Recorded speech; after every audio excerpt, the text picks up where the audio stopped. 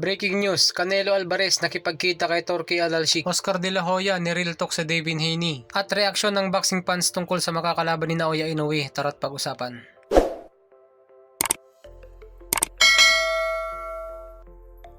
Ang WBA, WBC at WBO Super Middleweight Champion na si Saul Canelo Alvarez ay kamakailan lamang nakipagpulong kay Turki Al-Sheikh, ang pinuno ng General Entertainment Authority ng Kaharian ng Saudi Arabia. Ibinahagi ni Turki sa kanyang social media ang litrato ng kanilang pagkikita na nagpaigting ng usap-usapan tungkol sa isang posibleng laban. Matatandaan na matagal nang ipinahayag ni Turki Al-Sheikh ang kagustuhang mag-organisa ng isang laban sa pagitan ni Canelo Alvarez at WBA Junior Middleweight Champion na si Terence Crawford. Ang huling laban ni Alvarez ay noong September 2024 kung saan tinalo niya si Edgar Berlanga sa pamamagitan ng unanimous decision. Bagamat itinuturing na si IBF Super Middleweight Champion William Skull ang susunod niyang makakaharap, ang pulong na ito sa Saudi Arabia ay nagbukas ng posibilidad para sa isang malaking laban kontra kay Crawford.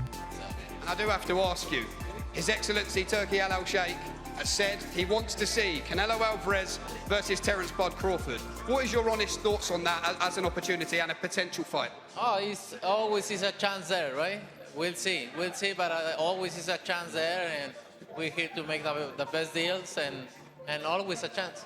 Kamakailan nagpahayag si Crawford ng kagustuhan na labanan si Canelo Alvarez matapos ang tagumpay nito laban kay Berlanga. Handa raw si Crawford na umakyat sa 168 pounds upang matuloy ang laban. Posible ring maganap ang laban sa catchweight upang matugunan ang parehong kampo. Samantala, sinabi ni Turki Al-Sheikh na nais niyang makita ang laban bago matapos ang 2025. Kasama rin sa kanyang nais na mga laban sina Tyson Fury kontra Anthony Joshua at Devin Haney kontra Ryan Garcia. Samantala, ayon kay promoter Oscar De La Hoya, hindi niya nakikita ang demand para magkarimat si Ryan Garcia at Devin Haney. Sabi ni De La Hoya, winasak na ni Garcia sa Haney sa kanilang laban noong nakaraang taon at may mga mas mahusay pang kalaban si Garcia tulad ni Teofimo Lopez. Matatandaan na palaging nagrereklamo si Devin Haney tungkol sa kanyang pagkatalo at sinisisi ito sa positibong resulta ni Ryan Garcia sa isang ipinagbabawal na substansya, ang Ostarin. Ginagamit niya itong dahilan para sa kanyang pagkatalo. Sinabi rin ni De La Hoya na kailangan nating gumawa ng mga pinakamagandang laban. May mga fighter tulad ni Teofimo Lopez, Tank Davis at Shakur Stevenson. Nais kong makita ang pinakamahusay na nakikipaglaban sa pinakamahusay, dagdag ni De La Hoya. Sa ibang balita, maraming boxing fans ang dismayado sa nalalapit na laban ni Naoya Inoue matapos makansela ang dapat sanang mas magandang laban nila ni Sam Goodman. Sa halip, ang makakalaban niya ay ang rank 11 na boxer na si Kim Ye-jong.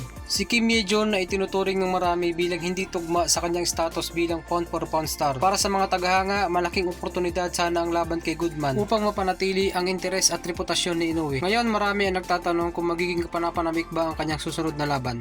Maraming salamat sa panonood. Suportahan niyo ako para sa mas marami pang boxing update na pag-uusapan. Maraming salamat po.